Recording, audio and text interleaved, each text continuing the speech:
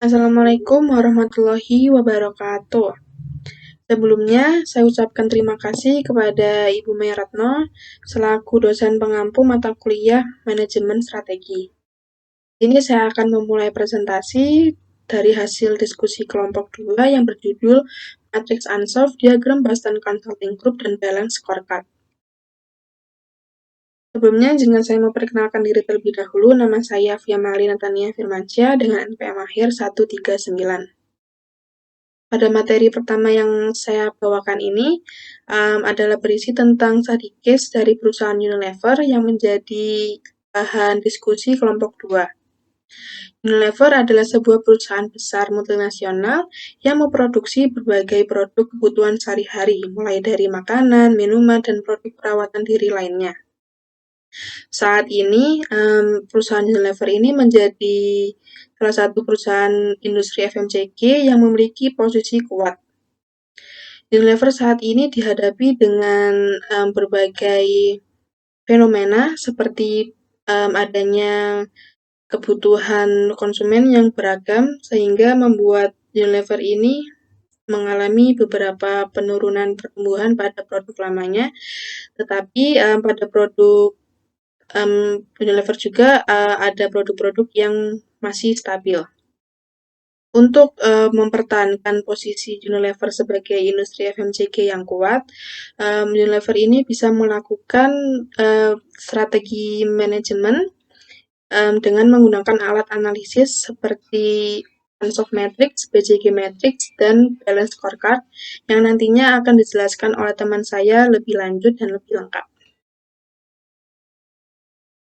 Selanjutnya, saya akan menjelaskan tentang analisis SWOT dari perusahaan Unilever. Yang di sini akan saya bawakan adalah analisis SWOT, strengths atau kekuatan dari perusahaan Unilever. Yang pertama adalah memiliki banyak merek yang sudah sangat dikenal. Seperti yang kita tahu, produk Unilever ini kebanyakan adalah produk-produk rumah tangga, seperti Pepsodent sebagai produk pasta giginya, Rinso sebagai produk deterjennya, Sunsilk sebagai produk shampoo-nya, dan Lifebuoy sebagai produk sabunnya. Selain produk-produk yang sudah saya sebutkan ini tadi, Unilever juga memiliki produk rumah tangga lainnya yang memiliki keunggulannya masing-masing. Lalu yang kedua adalah jaringan distribusi yang luas. Unilever ini bisa dibilang produknya sangat mudah ditemukan, walaupun di daerah-daerah yang cukup terpencil. Berarti bisa disimpulkan bahwa produk Unilever ini jaringannya sudah cukup merata. Lalu yang ketiga adalah portofolio yang beragam. Portofolio di sini adalah produk-produk Unilever yang sangat banyak dan memiliki beragam macam pilihan yang bisa digunakan oleh masyarakat. Nah, Unilever sendiri dengan portofolio yang beragam ini, mereka tidak hanya bergantung pada satu jenis produk saja, melainkan produk-produk semuanya itu memiliki keunggulannya masing-masing. Lalu yang keempat adalah kepercayaan konsumen yang tinggi, sehingga konsumen ini untuk melakukan repurchase order ke produk Unilever ini, mereka sudah yakin akan kualitas produk dari Unilever. Lalu yang terakhir adalah kemampuan inovasi yang membuat perusahaan Unilever ini mampu menyelaraskan kebutuhan pasarnya. Selanjutnya akan dilanjutkan oleh teman saya.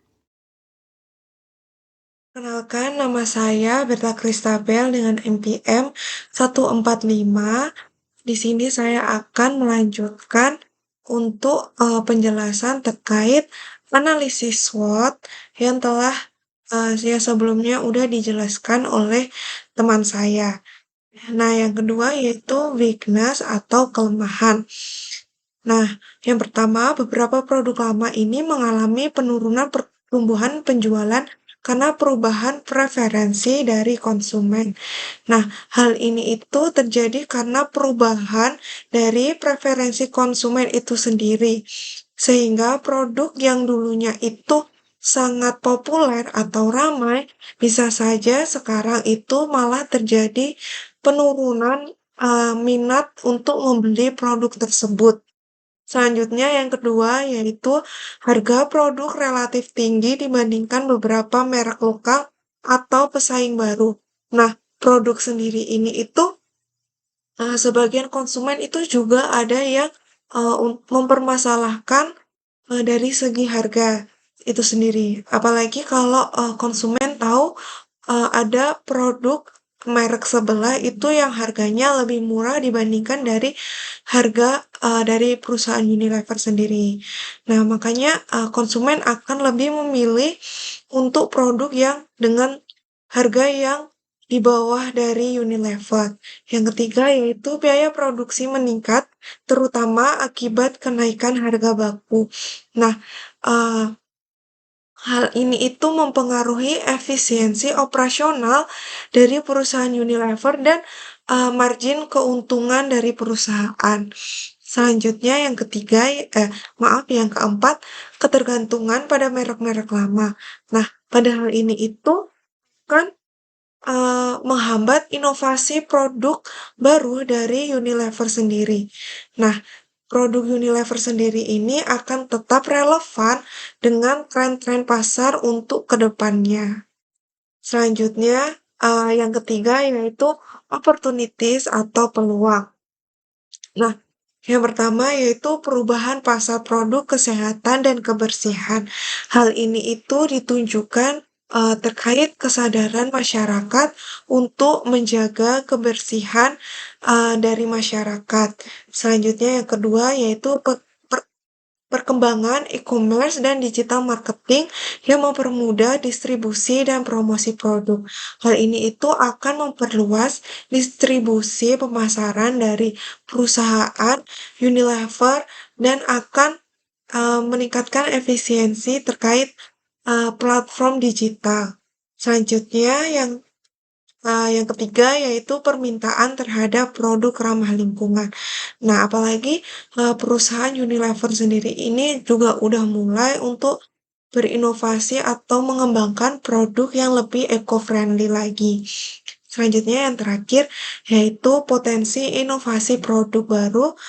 Nah, dari peluang ini perusahaan Unilever itu tidak menutup kemungkinan bahwa konsumen ke depannya itu akan memiliki preferensi produk yang beraneka ragam, yang lebih bermacam-macam lagi, dan adanya perubahan dari seiring berjalannya waktu. Makanya perusahaan Unilever sendiri ini harus terus berinovasi untuk produk-produk barunya lagi. Nah, selanjutnya yang terakhir, yang keempat, yaitu threats atau ancaman. Yang pertama, persaingan yang sangat ketat dari perusahaan global. Contohnya itu Procter and Gamble atau perusahaan merek lokal yang lain. Selanjutnya, perubahan selera konsumen yang cepat. Yang ketiga, kenaikan harga baku dan biaya produksi. Nah, hal ini itu akan menekan margin dari perusahaan Unilever sendiri jika ada kenaikan harga bahan baku. Selanjutnya, yang keempat, munculnya brand baru yang agresif di digital marketing. Selanjutnya, ada isu lingkungan yang berkelanjutan. Apalagi isu lingkungan ini itu semakin memprihatinkan dengan keadaan global saat ini. Nah, yang terakhir yaitu konsumen semakin peduli terhadap dampak lingkungan dari kemasan plastik dan proses produksi. Nah, konsumen sendiri seperti yang saya sebutkan tadi udah mulai beralih ke produk yang lebih eco-friendly, yang lebih ramah lingkungan, seperti itu. Mungkin selanjutnya akan dijelaskan oleh teman saya. Terima kasih. Baik, selanjutnya saya di sini akan membahas soft metric dari Judicatius PT Unilever ini. Sebelumnya perkenalan, nama saya Ibrahim Pusprayoga dengan PM akhir 479. Nah, pada kesempatan ini kita akan membahas strategi pertumbuhan bisnis dari Unilever ini melalui kerangka metrik Ansoff atau yang dikenal sebagai Product Market Growth Metric. Nah, seperti yang terlihat pada kotak penjelasan di bawah ini, terdapat metrik yang diperkenalkan oleh H.I. Ansoff pada tahun 1957. Hal ini itu sangat berguna ya, dapat membantu organisasi yang sekiranya dapat merumuskan strategi pertumbuhan yang efektif berdasarkan dua variabel utama, yaitu variabel produk dan pasar. Nah, sebelum itu kita pahami terlebih dahulu nih, dari anatomi pengertian dari metrik ini. Nah, terdapat dua sumbu yang membentuk kerangkanya seperti sumbu horizontal ataupun garis mendatar yang di bawah ini yang mewakili produk ataupun produk ini. Jadi sumbu ini difokuskan pada posisi mendatar karena dia merepresentasikan fondasi penawaran atau barang yang diciptakan oleh perusahaan. Nah, sedangkan sumbu vertikal ataupun garis tegak yang sebelah kiri ini mewakili market atau pasar. Jadi sumbu ini merepresentasikan ke arah mana produk tersebut itu akan diangkat ataupun ditargetkan. Nah, pada kedua sumbu ini terlihat menjadi kondisi di mana existing dan new. Jadi existing itu berarti kondisi nyata, kondisi saat ini yang merujuk pada zona operasional perusahaan saat ini. Nah, artinya memang produknya itu sudah diproduksi ataupun target pasarnya itu memang sudah terbiasa membeli merek mereka. Jadi konsumen itu sudah umum terhadap produk dari Unilever ini. Nah, sebaliknya kata new itu berarti yang baru, yang menunjukkan langkah perusahaan ini untuk terus keluar dari zona tersebut dalam menciptakan beberapa inovasi produk yang sekiranya sebelum pernah ada, atau untuk merambah demografi dan wilayah konsumen yang sama yang sekali belum pernah terjangkau. Karena kalau dilihat-lihat kan banyak juga kompetitornya seperti Wings, L'Oreal, dan lain-lain. Nah, kemudian kombinasi dari kedua sumbu ini yang menghasilkan 4 strategi utama di Unilever dalam tengah metrik ini. Yang pertama ada market penetrasi, product development, market development, hingga yang terakhir adalah diversifikasi. Nah, strategi yang pertama adalah market penetrasi. Nah, posisinya itu berada pada pertemuan antara produk saat ini dan pasar juga saat ini. Ibaratnya itu produknya sudah ada dan pasarnya juga sudah ada, jadi tinggal distribusikan produk tersebut ke pasar-pasar yang sebelumnya sudah ada. Nah, karena tujuannya ya untuk meningkatkan pangsa pasar dengan mengendalikan produk dan sumber daya yang sudah ada. Jadi perusahaan juga tidak perlu repot-repot membuat produk baru atau mencari pasar-pasar baru, karena konsumen sudah umum nih terdapat pasar-pasar yang biasanya kita belanja. Misalkan seperti di era-era digital sekarang kan banyak nih e-commerce yang biasanya menawarkan program-program flash sale ataupun program-program bundling, ya kan bukan strategi penetrasi pasar, dan itu nggak terjadi di e-commerce saja, tapi terjadi di pasar-pasar seperti Indomaret ataupun Alfamidi dan sebagainya.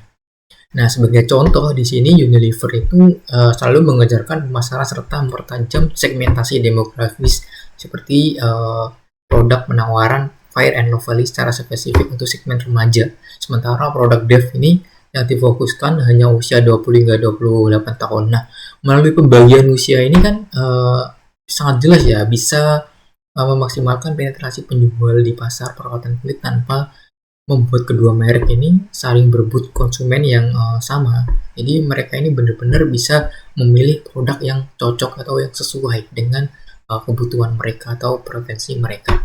Nah, selanjutnya kita ke product development. Nah, product development ini adalah pengembangan produk yang posisinya berada pada kuadran produk baru yang ditawarkan pada pasar saat ini. Nah, seperti yang dikutip dari Dirisu et al. Ini, pada slide ini, strategi ini menuntut fokus pada inovasi dan kreativitas organisasi untuk meningkatkan kualitas atau menciptakan lintas produk baru secara berkala. Nah, di dalam implementasinya itu sangat terlihat ya bagaimana Unilever ini melalui ekspansi lini produk mereka secara besar-besaran. Jadi mereka ini tidak hanya diam saja, tapi dia tuh berfokus pada produk sabun, tapi juga mengembangkan produk yang lain seperti teh, es krim, hingga produk perawatan rumah atau lainnya. Jadi ini adalah sebuah bentuk strategi yang inovatif yang sekiranya dapat terbukti berhasil karena berhasil mendiversifikasi pelanggan mereka ini untuk memastikan bisnis Unilever itu tetap bertumbuh secara berkelanjutan juga karena konsumen ini disuguhkan berbagai macam variasi produk yang terus diperbarui. Nah, selanjutnya kita bergeser ke bawah yaitu market development ataupun pengembangan pasar.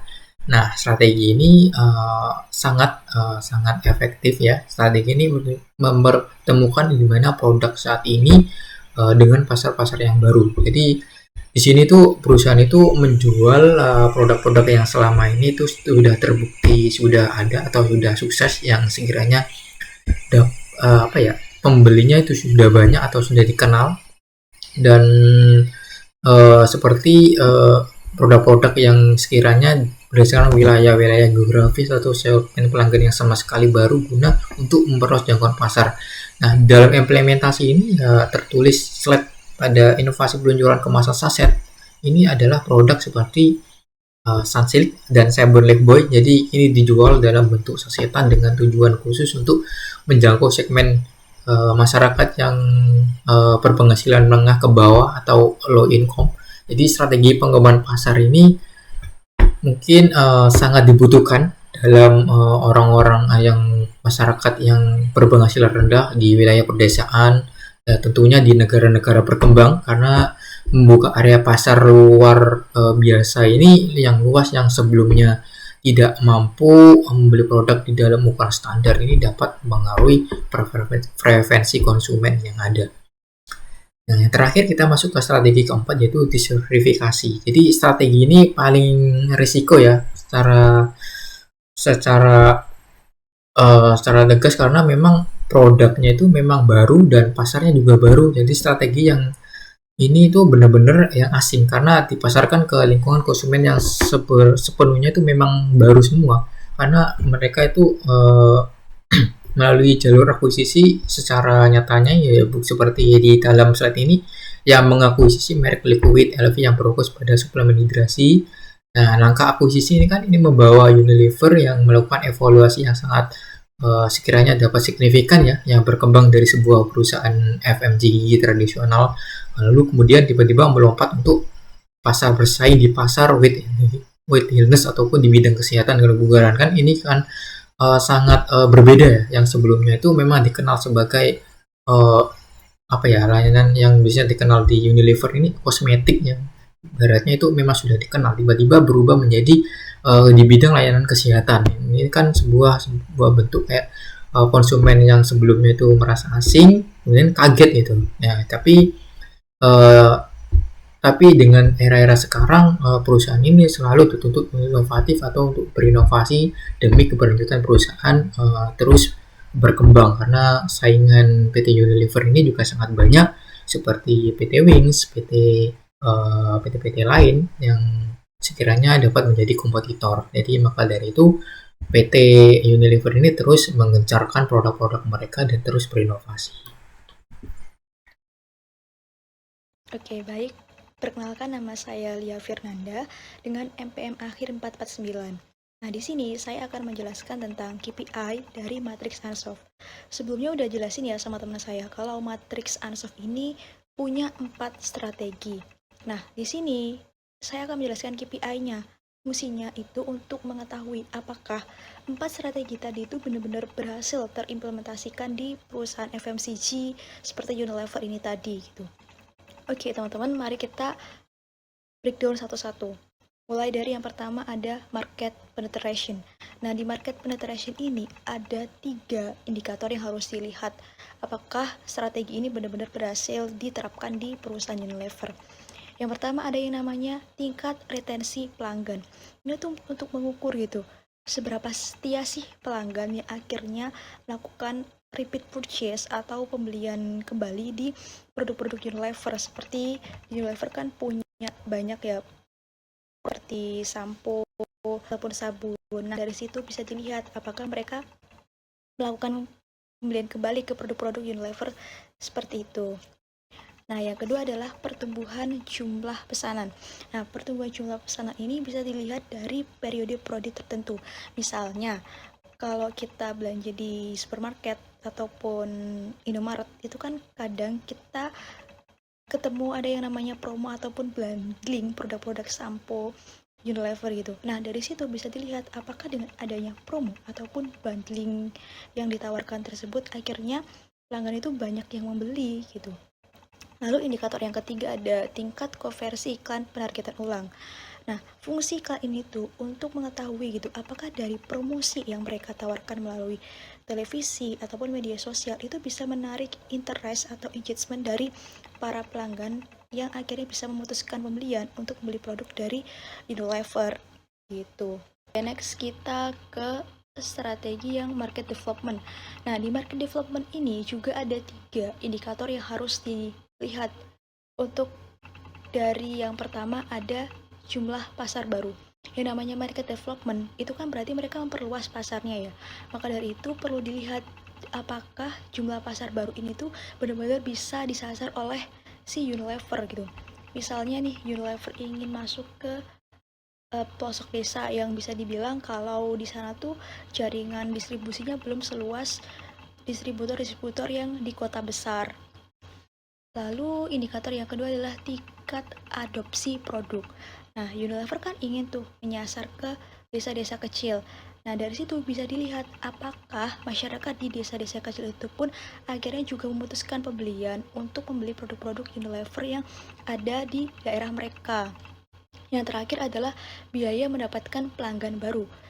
Jadi ini pun juga harus dihitung berapa sih cost yang dikeluarkan oleh Unilever untuk menghasilkan atau untuk mendapatkan satu pelanggan baru di pasar baru itu tadi.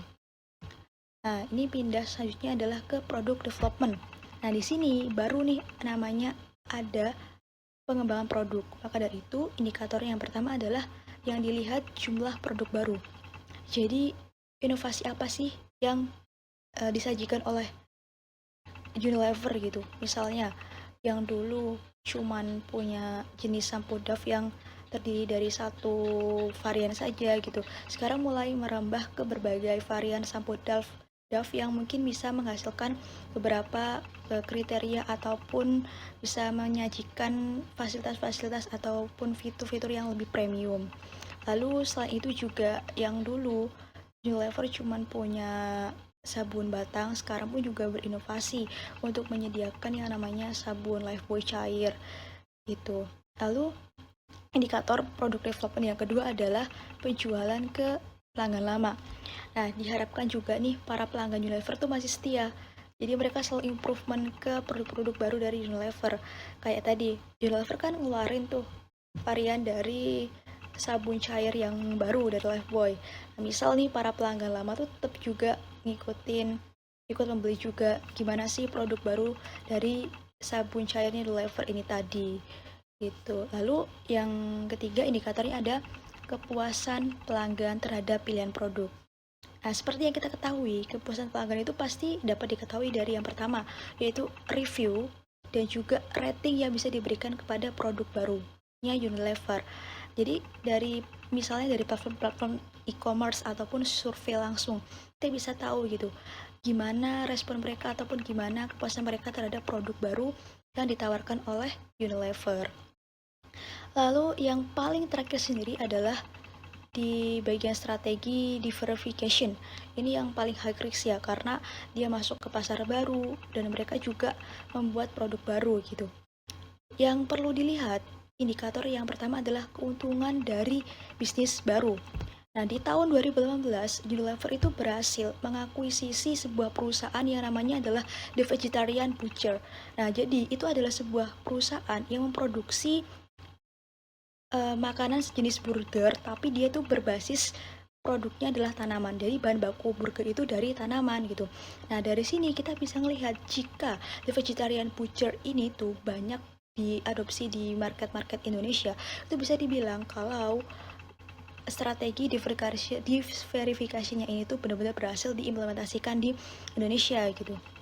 Yang kedua adalah indikator seberapa besar pasar yang berhasil dikuasai. Nah, seperti yang udah aku jelasin sebelumnya, kalau The Vegetarian Butcher ini tuh bisa masuk ke perusahaan-perusahaan yang menjual makanan burger. Kalau itu berhasil menguasai, otomatis Unilever itu bisa menguasai pasar makanan sehat. Nah, yang terakhir, perlu dilihat juga berapa sih biaya untuk membuat produk baru.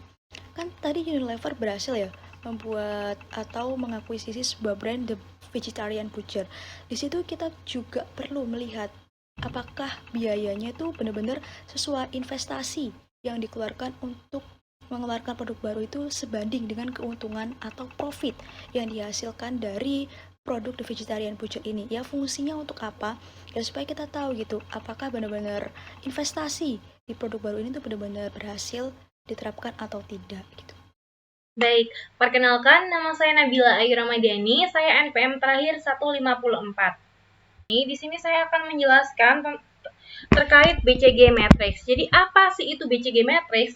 Jadi BCG Matrix itu merupakan alat analisis strategi yang digunakan perusahaan untuk melihat posisi suatu produk atau unit bisnis berdasarkan dua faktor utama, yaitu apa? Pertumbuhan pasar atau market growth dan pangsa pasar relatif atau relative market share. Nah, melalui analisis ini, perusahaan itu dapat menentukan strategi yang tepat, apakah produk itu tuh perlu dikembangkan, terus juga barangkali produknya tuh harus di-skip, dipertahankan, atau bahkan dihentikan lah intinya. Begitu. Nah, untuk BCG Matrix itu ada 4. Ada 4 ya. Jadi ada yang pertama itu STARS. Nah, STARS itu memiliki merupakan pertumbuhan pasar tinggi dan pangsa pasarnya itu juga tinggi. Jadi, STARS itu produk yang memiliki pertumbuhan dan pangsa pasar tinggi. Dalam kategori ini, biasanya mereka itu menjadi pemimpin pasar dan memiliki potensi besar untuk menghasilkan keuntungan. Tetapi nih ya, perusahaan tuh juga perlu modal yang gede juga nih buat mempertahankan posisinya di pasar. Jadi kita harus investasi lebih gede lagi biar posisi pasarnya itu tetap berada di atas. Nah, lalu kita juga ada yang kedua itu cash cow atau pangsa pasar tinggi tetapi pertumbuhan pasar itu rendah. Nah, produk ini itu biasanya itu dikategorikan produk yang sudah matang dan stabil. Nah, sehingga menghasilkan keuntungan yang konsisten bagi perusahaan. Nanti bakalan aku jelasin ya kalau misalnya sudah ada contohnya. Nah, lalu kita juga ada question marks. Question marks itu pertumbuhan pasarnya tinggi, tetapi pangsa pasarnya itu masih rendah. Nah, produk ini itu memiliki potensi untuk berkembang, namun perusahaan perlu menentukan strategi yang tepat karena masih menghadapi persaingan yang cukup kuat. Jadi itu meskipun dia kuat pangsa pasarnya, tetap banyak juga nih produk-produk yang mirip, produk-produk yang pokoknya produk yang mirip dan pasarnya itu sama-sama kuat. Tetapi dia itu sebenarnya ya oke, untuk perusahaan itu tetap punya perkembangan gitu. Jadi kita harus tentuin beberapa strategi yang oke biar dia itu bisa berada di cash cow atau STARS begitu. Nah, lalu yang terakhir kita ada DOX. Nah, DOX itu merupakan produk yang pertumbuhan pasarnya itu rendah dan pangsa pasarnya itu juga rendah. Nah, produk ini itu biasanya kurang diminati nih oleh pasar dan kontribusinya terhadap perusahaan tuh relatif kecil.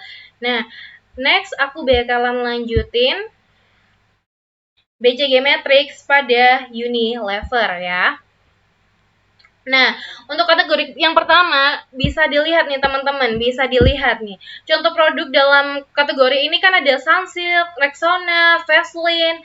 Nah, produk-produk ini kan memiliki pertumbuhan pasar yang tinggi serta pangsa pasar yang kuat. Nah, karena itu perusahaan tuh biasanya terus melakukan inovasi dan investasi terhadap produk tersebut. Bisa kalian lihat nih contohnya nih, Rexona itu banyak banget kan variannya. Nah, intinya perusahaan tuh gimana caranya dia tuh tetap di nomor posisi pertama. Nah, jadi melalui yaitu melakukan inovasi agar produk-produk lain tuh kalah sama tiga produk yang ada di contoh Sunsilk, Rexona, Vaseline. Dan yang kedua kita ada Casco. Nah, untuk produk Casco itu contohnya Pepsodent, Bango, Royco, terus ya itulah ya. Jadi ada Pepsodent, Bango, Royco, Lifebuoy. Nah, produk-produk ini kan sudah sangat dikenal ya oleh konsumen dan memiliki pangsa pasar yang sudah sangat dikenal lah, pangsa pasar yang besar. Nah, meskipun itu pertumbuhan pasarnya tuh tidak terlalu tinggi karena kalian tahu ya, kita kan nggak mungkin ya setiap hari beli Pepsodent, setiap hari beli Bango, setiap hari beli Royco. Biasanya kita tuh cuma satu kali pembelian, tapi itu selalu stabil. Nah, ini disebut Casco karena pertumbuhan pasarnya tuh nggak terlalu tinggi, tapi produk ini tuh mampu menghasilkan keuntungan yang stabil bagi perusahaan. Ya karena kita tuh selalu beli Pepsodent, kita selalu beli Bango, kita selalu beli Royco, kita selalu beli Lifebuoy, tapi tidak setiap hari. Nah, itu yang dimaksud Casco ya. Oke, yang ketiga kita ada question marks. Nah, question marks kalau misalnya di Unilever itu ada nih produk Simple sama Love Beauty and Planet. Pasti kalian belum pernah dengar ya, Simple sama Love Beauty and Planet. Nah, ini tuh produk sampo, produk sabun yang lagi dikembangkan sama Unilever. Jadi, mereka itu ada di pangsa pasar yang sedang berkembang. Namun, pangsa pasarnya itu belum terlalu besar. Oleh karena itu, perusahaan tuh perlu nih strategi biar dua produk ini itu dapat berkembang menjadi stars. Karena sebenarnya mereka tuh punya potensi yang sangat amat besar lah ya. Karena Simple tuh biasanya kita terkenalnya tuh di sabun cuci mukanya, tapi ternyata dia punya toner, punya sampo. Nah, begitu. Nah, untuk segmen ini sebenarnya tuh sudah ada beberapa inovasi kayak dia tuh eco friendly, terus juga tidak menggunakan hewan sebagai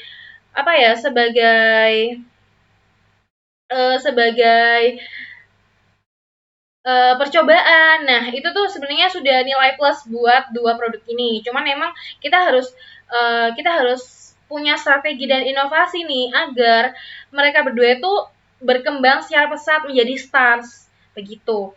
Lalu yang kedua itu ada kategori dogs. Nah, dogs itu saya di sini itu menggunakan contoh Blue Band ya. Jadi Blue Band itu memiliki pertumbuhan pasar yang relatif rendah dan pangsa pasar yang tidak terlalu dominan dibandingkan kompetitor. Jadi sehingga potensi ekspansinya itu menjadi lebih terbatas. Nah, kalau kalian lihat nih ya, mungkin kalian bisa lihat kalau Blue Band tuh sekarang tuh mendunia. Tapi pada saat itu Unilever tuh memikirkan hal itu karena Blue Band ternyata kalah dengan pesaing-pesaing lainnya. Jadi ternyata nih ya, sekarang Blue Band tuh bukan bagian dari Unilever lagi. Begitu. Jadi makanya di sini saya taruh di produk yang tidak berkembang pesat karena pada saat itu Unilever memutuskan untuk menghilangkan produk ini. Jadi sekarang Blue Band itu tidak menjadi bagian dari Unilever. Begitu, sekian dari saya. Terima kasih. Bisa dilanjutkan oleh teman saya. Baik, perkenalkan nama saya Ridho Eka dengan nomor NPM akhir 120. Di sini saya akan melanjutkan materi yang sudah dijelaskan oleh teman saya tadi. Kalau tadi kan kita berbicara tentang diagram BCG atau juga unsoft-metric, dan sekarang kita lanjut ke alat analisis yang ketiga di mana kita masuk di materi balance scorecard. Oke, sebelumnya balance scorecard ini juga merupakan alat analisis yang dapat digunakan oleh PT Unilever untuk menentukan sebuah metode atau manajemen strategi. Untuk pengertiannya sendiri adalah merupakan balance scorecard adalah metode manajemen strategi yang digunakan untuk mengukur dan mengevaluasi kinerja perusahaan secara menyeluruh. Jadi dalam balance scorecard kita itu melakukan evaluasi kinerja secara menyeluruh. Menyeluruhnya ini berdasarkan apa? Berdasarkan baik dihitung secara finansial ataupun non finansial. Karena kan seperti yang kita tahu banyak orang itu menganalisis sebuah kinerja perusahaan itu dari sisi faktor keuangan atau finansial, tapi melupakan dari sisi non finansialnya.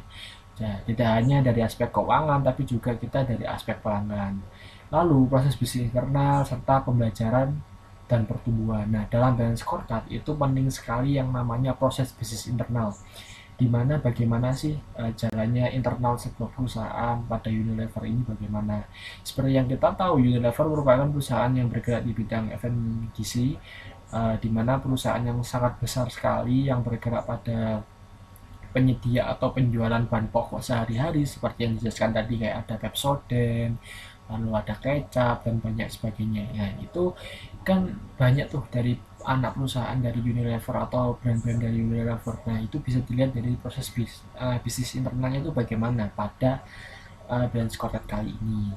Nah, serta pembelajaran pertumbuhannya, bagaimana cara pertumbuhan produk itu tersebut, lalu pembelajarannya bagaimana. Nah, pendekatan inilah yang membantu perusahaan seperti Unilever menerjemahkan strategi bisnis untuk menjadi ukuran kinerja yang jelas. Tujuannya tidak lain tidak bukan, ada 4 sebagai berikut. Yang pertama itu menjelaskan strategi perusahaan dengan kegiatan operasional. Nah, ini tuh sangat penting sekali agar tidak terjadi namanya miskomunikasinya yang dapat merugikan suatu perusahaan, baik itu secara material maupun non material. Bisa jadi kan rugi waktu, dan paling fatal kan rugi dalam segi profitabilitas, dimana balance scorecard ini tujuannya tuh untuk menyelaraskan strategi atau visi dari sebuah perusahaan dengan kegiatan operasional agar mengurangi terjadinya miskomunikasi. Lalu yang kedua itu mengukur kinerja perusahaan secara seimbang. Nah, ini seperti saya jelaskan tadi, itu bisa dilihat dari aspek sisi keuangan dan non keuangannya itu bagaimana. Kita bisa lihat dari balance scorecard ini. Nah, itu merupakan tujuan utamanya.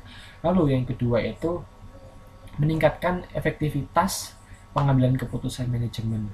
Namanya alat analisis berhubungan dengan data itu dapat membantu sebagai pimpinan perusahaan atau petinggi perusahaan untuk mengambil sebuah keputusan manajemen akan dibagaimanakan perusahaan ini, bagaimana selanjutnya. Itu bisa dilihat dari sini. Kita bisa membantu dalam mengambil efektivitas keputusan manajemen. Dan yang terakhir itu mendukung pencapaian tujuan bisnis jangka panjang. Nah, di balance scorecard itu juga merupakan strategi alat analisis yang dapat mendukung pencapaian tujuan bisnis jangka panjang. Tadi kita tidak hanya berbicara tentang 1 tahun atau 2 tahun, tapi kita mainkan 10 tahun ke depan ini mau digimanakan. Unilever ini kita mau tujuan bisnisnya bagaimana. Nah, itu bisa dilihat dari sini. Jadi tidak hanya jangka waktu pendek, kita juga bisa melihat dari jangka waktu yang panjang. Kurang lebih seperti itu untuk pengertian dari balance scorecard yang nanti akan dijelaskan di slide berikutnya. Oke. Kita langsung lanjut ke slide materi yang berikutnya. Itu merupakan di sini ada comparison strategic framework, di mana yang seperti yang sudah dibahas sebelumnya, mulai dari Ansoff metric, BCG metric, dan yang barusan saya bahas yaitu di balance scorecard. Di sini kita bisa lihat yang seperti yang saya jelaskan tadi di BSC atau balance scorecard itu fokus utamanya adalah eksekusi dan pengukuran kinerja. Adapun ada 4 dimensi di sini. Dilihat dari 4 perspektif, baik itu dari finansial, pelanggan, internal, dan pembelajaran. Semua itu dapat dilakukan alat analisisnya di sini. Ini kan meliputi antara baik non finansial dan finansial, seperti pelanggan dari internal, pembelajaran itu merupakan kegiatan finansial. Nah, tujuannya untuk apa? Tujuannya yaitu seperti yang kita lakukan, menyelaraskan visi dengan aktivitas operasional. Itu kalau di BSC sendiri. Sedangkan di Ansoff metric itu merupakan strategi pertumbuhan, di mana berbeda dengan balance scorecard. Ansoff metric itu digunakan untuk menentukan strategi pertumbuhan bisnis. Nah, seperti yang dijelaskan tadi, itu seperti kayak ada market penetration, lalu product development. Dimensinya itu mencakup seperti produk vs pasar. Jadi bagaimana nih produknya ini bisa berkembang di pasar, dengan pasar yang ada itu bagaimana. Bisa dilihat dari Ansoff metric dengan kayak market penetration, lalu produk development-nya bagaimana. Tujuannya itu untuk menentukan arah ekspansi bisnis. Mau digimanakan si Unilever ini, mau bergerak bagian bagaimana. Arah ekspansinya itu bisa dilihat di alat analisis Ansoff metric ini. Lalu yang terakhir itu ada BCG matrix, di mana ini adalah merupakan sebuah manajemen portofolio yang digunakan untuk menganalisis produk perusahaan.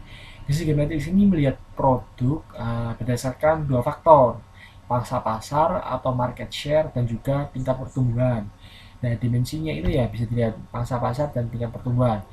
Nah, seperti yang dijelaskan tadi, kayak ada Cashco, lalu ada Star, ada Dog, itu produk-produk yang bagaimana, itu bisa dilihat di BCG Matrix ini. Tujuannya itu untuk apa? Yaitu menentukan prioritas investasi atau alokasi sumber daya setiap produk. Jadi kan kayak tadi tuh dijelaskan kayak Stars itu bagaimana, lalu Dog itu bagaimana. Nah, biasanya produk-produk Dog ini kan merupakan produk-produk yang lambat bergeraknya, itu bisa dilihat di sini bagaimana sih kelanjutannya, investasinya untuk produk ini bagaimana agar semua produk ini dapat memiliki pasarnya masing-masing, agar produk ini juga dapat bertahan di pasar, kurang lebih seperti itu. Baik, perkenalkan nama saya Ahmad Farhan Agi, NPM Akhir 422. Nah, tadi kan sudah dijelaskan oleh teman saya terkait tentang balance scorecard secara singkat. Nah, jadi pada slide ini saya akan menjelaskan bagaimana Unilever itu menggunakan konsep balance scorecard dalam membantu menjalankan strategi bisnisnya. Nah, jadi sebenarnya balance scorecard ini adalah sebuah alat yang digunakan perusahaan untuk melihat apakah strategi yang mereka buat benar-benar berjalan baik atau tidak. Nah, yang menarik dari metode ini adalah perusahaan itu nggak hanya melihat dari keberhasilan dari sisi keuntungan aja, tapi juga dilihat dari sisi pelanggan, proses internal perusahaan, dan juga pengembangan karyawan. Nah, dengan cara ini perusahaan bisa melihat gambaran bisnis secara lebih menyeluruh, sehingga strategi yang dibuat itu nggak hanya fokus pada profit jangka pendek, tapi juga fokus keberlanjutan perusahaan. Nah, dalam kasus Unilever ini, balance scorecard itu sangat membantu perusahaan memastikan bahwa semua bagian dalam organisasi bekerja menuju tujuan yang sama. Nah, yaitu meningkatkan nilai perusahaan sekaligus menjaga kepuasan konsumen. Nah, kita langsung masuk saja ke perspektif yang pertama, yaitu financial perspective. Ini fokusnya pada bagaimana perusahaan itu menghasilkan pendapatan dan menjaga keuntungan sebagai perusahaan global di bidang produk kebutuhan sehari-hari atau FMCG. Nah, Unilever ini memiliki pasar yang sangat luas di berbagai negara. Nah, based on annual report atau laporan tahunan perusahaan, pada tahun 2024, Unilever ini berhasil mencatat pendapatan sekitar 60,8 miliar euro dengan pertumbuhan penjualan sekitar 4,2%. Nah, angka ini bisa kita perhatikan, ini sangat menunjukkan bahwa meskipun kondisi ekonomi global sangat sering berubah dan persaingan FMCG itu sangat ketat, Unilever itu masih mampu mempertahankan pertumbuhan bisnisnya. Nah, dalam perspektif keuangan ini, perusahaan biasanya menargetkan beberapa hal seperti meningkatkan pendapatan, menjaga efisiensi biaya operasional, dan meningkatkan margin. Nah, untuk mencapai tujuan tersebut, Unilever itu melakukan berbagai strategi. Nah, seperti fokus pada produk yang dimana produk yang peminatannya tinggi, misalnya produk sekarang ngetrennya perawatan diri dan kesehatan. Nah, dari situ perusahaan juga melakukan efisiensi dalam operasional agar biaya produksi dan distribusinya bisa lebih terkendali. Nah, kita langsung masuk ke perspektif kedua, yaitu customer perspective. Nah, yang kedua ini fokus pada bagaimana perusahaan bisa menjaga kepuasan konsumen. Salah satu kekuatan terbesar di Unilever adalah brand image-nya yang sangat terkenal dan kuat. Dan siapa juga yang nggak kenal sama Unilever. Nah, Unilever ini sudah dikenal oleh masyarakat luas. Contohnya brand yang tadi disebutin oleh teman-teman juga. Nah, pasti kalian nggak tahu, pasti kita tahu juga terkait brand-brand ini, yaitu Pepsodent, Lifebuoy, Sunsilk, Rinso, dan banyak produk yang lainnya sering kita temuin dalam kehidupan sehari-hari. Namun dalam FMCG ini perusahaan itu nggak hanya bisa mengandalkan brand image saja. Mereka harus terus memahami kebutuhan konsumen yang selalu berubah. Karena itu dalam perspektif pelanggan ini, Unilever itu berusaha meningkatkan brand awareness, menjaga loyalitas pelanggan, dan juga memperluas pangsa pasar terutama di negara berkembang seperti Indonesia dan India. Nah, strategi yang dilakukan antara lain seperti membuat campaign pemasaran yang kuat, inovasi produk, serta penggunaan media digital untuk menjangkau konsumen yang lebih luas. Itu bisa kita perhatikan dalam gambar balance scorecard yang tertera di PPT. Baik, masuk yang ketiga, yaitu internal proses. Di perspektif atau proses bisnis proses bisnis internal ini berfokus pada bagaimana perusahaan itu menjalankan operasionalnya secara efisien. Nah, dalam perusahaan sebesar Unilever, pasti proses produksi dan distribusi itu sangat rumit dan kompleks karena mereka tuh gak hanya mempunyai satu produk tapi bervariasi kan. Nah, karena produk mereka tuh bervariasi dan harus diproduksi dalam jumlah besar dan juga harus didistribusikan ke banyak negara. Salah satu kekuatan Unilever adalah yang kita ketahui jaringan distribusi yang sangat luas. Jadi produk mereka itu bisa ditemuin hampir di semua tempat, mulai dari warung kecil hingga supermarket yang besar. Dalam perspektif ini, perusahaan berusaha meningkatkan efisiensi supply chain, menjaga kualitas produk, serta mengurangi biaya operasional yang tidak perlu. Bisa kita lihat di PPT. Nah, jika proses internal perusahaan berjalan dengan baik, maka produk bisa sampai ke konsumen lebih cepat. Biaya operasional bisa ditekan dan kualitas produk tetap dijaga. Nah, begitupun maksud dari perspektif ketiga. Lanjut, kita masuk ke perspektif yang terakhir, yaitu learning and growth. Yang dimana ini berfokus pada pengembangan karyawan dan kemampuan perusahaan untuk terus berinovasi. Nah, based on data, FYI ya, Unilever itu memiliki sekitar 125.000 karyawan di seluruh dunia. Sangat banyak. Sehingga perusahaan itu kan harus perlu mengembangkan kemampuan karyawannya agar tetap berkompeten dan berkompetitif kan. Nah, beberapa fokus utama yang bisa kita lihat yaitu pelatihan kepemimpinan, peningkatan keterampilan digital, serta mendorong inovasi produk baru. Hal ini penting karena perubahan teknologi dan perilaku konsumen terjadi sangat cepat. Jika perusahaan tidak terus belajar dan beradaptasi, maka mereka bisa tertinggal dari pesaingnya.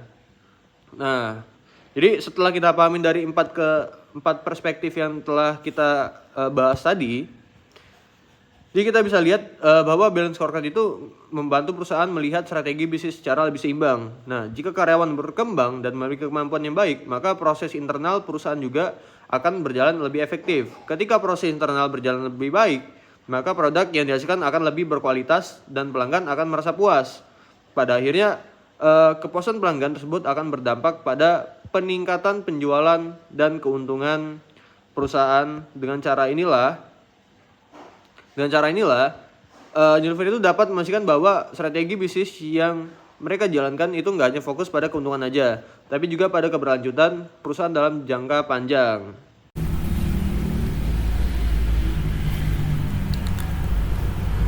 Baik, sebelumnya perkenalkan, nama saya Adafi Alizaka Nugraha. Di sini saya akan menjelaskan rekomendasi strategi untuk Unilever, bagaimana cara untuk mempertahankan daya saingnya di industri FMCG yang kompetitif ini berdasarkan hasil analisis SWOT, Ensoft Matrix, BCG Matrix, dan juga Balance Scorecard yang sudah dijelaskan oleh rekan-rekan saya sebelumnya. Baik, yang pertama, rekomendasi pertama dari kami yaitu meningkatkan inovasi agar tetap sesuai dengan perubahan kebutuhan atau preferensi para konsumen. Seperti saat ini tuh banyak para konsumen yang lebih peduli terhadap lingkungan ataupun kesehatan, sehingga mungkin Unilever dapat mengembangkan produk dengan bahan alami atau kemasan yang lebih ramah lingkungan. Yang kedua, rekomendasi kedua dari kami yaitu memperkuat digital marketing. Tidak dapat dipungkiri saat ini tuh digital marketing sangat penting. Bagaimana cara kita untuk menarik para konsumen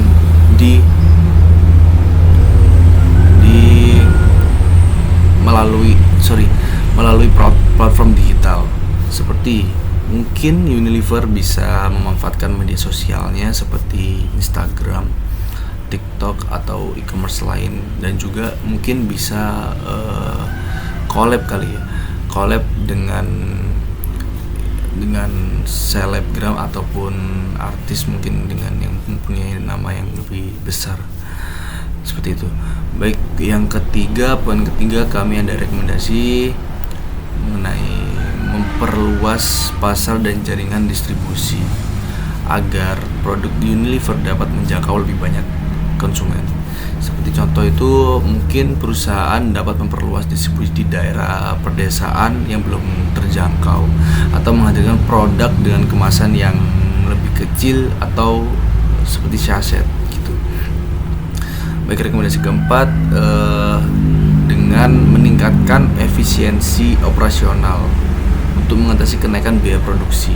Seperti perusahaan mungkin dapat meningkatkan efisiensi proses produksi atau mengoptimalkan rantai pasok sehingga biaya dapat ditekan tanpa mengurangi kualitas produk yang sebagaimana sesuai ketentuan SOP. Dengan menerapkan strategi-strategi tersebut, Unilever diharapkan dapat mempertahankan daya saingnya di industri FMCG yang kompetitif ini. Baik, selanjutnya pada bagian ini saya akan menjelaskan hasil analisis strategi menggunakan SWOT, Ansoff Matrix, BCG Matrix, dan Berkshire tadi. Sebagaimana analisis tersebut dapat membantu manajemen Unilever dalam mengambil keputusan bisnis yang lebih efektif lagi. Baik, poin pertama, implikasi pertama adalah membantu manajemen dalam menentukan prioritas produk yang perlu dikembangkan atau dipertahankan.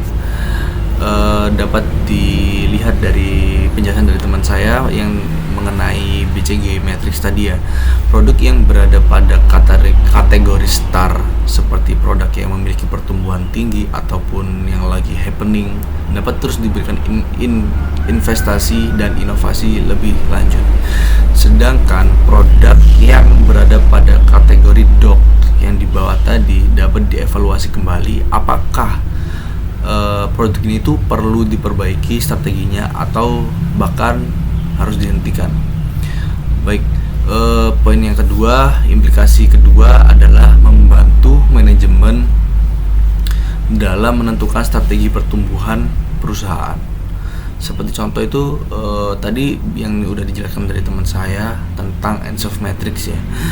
Perusahaan dapat memilih strategi seperti mengembangkan produk baru atau memperluas pasar ke segmen konsumen yang berbeda. Seperti misalnya memperkenalkan varian produk baru untuk memenuhi kebutuhan konsumen yang terus berubah. Implikasi ketiga adalah membantu perusahaan dalam mengukur kinerja secara lebih menyeluruh atau efektivitas para pekerja. Dengan balance scorecard yang sudah dijelaskan oleh rekan saya tadi sebelumnya, perusahaan tidak hanya menilai kinerja dari keuntungan saja, tetapi juga dari kepuasan para pelanggan, para konsumen yang sudah menjadi pelanggan kita, efisiensi prosesi produksi, serta kemampuan perusahaan dalam berinovasi. Dengan memahami implikasi manajerial dari analisis strategi ini, manajemen dapat membuat keputusan yang lebih tepat sehingga perusahaan mampu mempertahankan daya saingnya dan mencapai pertumbuhan bisnis yang berkelanjutan lebih baik. Seperti itu dari saya. Selanjutnya saya akan serahkan ke rekan saya. Baik, terima kasih. Sebagai penutup dari analisis yang telah kami lakukan, dapat dilihat bahwa keberhasilan Unilever dalam mempertahankan posisinya di industri FMCG itu nggak hanya bergantung pada kekuatan produknya, tetapi juga pada strategi bisnis yang dibikin terstruktur dan terukur. Melalui Ansoff Matrix, BCG Matrix, dan Balance Scorecard yang kita pelajarin tadi, perusahaan dapat menentukan arah pertumbuhan, mengelola produknya, serta memastikan strategi tersebut dapat dijalankan secara efektif dan berkelanjutan.